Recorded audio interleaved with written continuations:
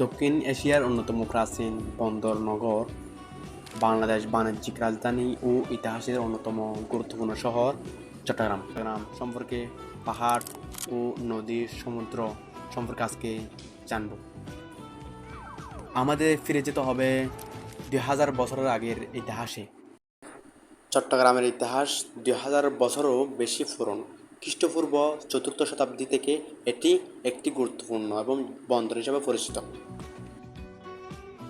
চট্টগ্রাম নামের উৎপত্তি নিয়ে একাধিক মতামত রয়েছে। কেউ বলেন চট্ট ও গ্রাম শব্দ থেকে চট্টগ্রাম নাম এসেছে, আবার কেউ বলেন এটা আরবি শব্দ, যেমন সাত গান বা চাটগাঁইয়া। স্বাধীনতার পর 1952 সালে ভাষার আন্দোলনের মধ্যে দিয়ে জেলাভিত্তিক বিভিন্ন ভাষাকে বিভিন্নভাবে রূপ ধারণ করা হয়।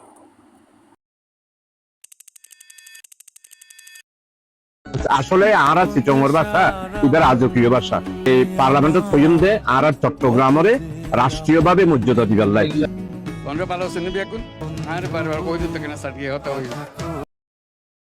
সুতরাং পরিশেষে বলতে চাই, চট্টগ্রাম শুধু একটি শহর নয়, এটি বাংলাদেশের ইতিহাস, ঐতিহ্য, বাণিজ্য, সংস্কৃতি, সাংস্কৃতিক ও স্বাধীনতার গৌরবময় অধ্যায়। হাজারো বছরের ঐতিহ্য ধারণ করে আজও চট্টগ্রাম দেশের অর্থনীতি ও রাজনীতি উন্নয়নের অন্যতম চালিকা শক্তি। ধন্যবাদ।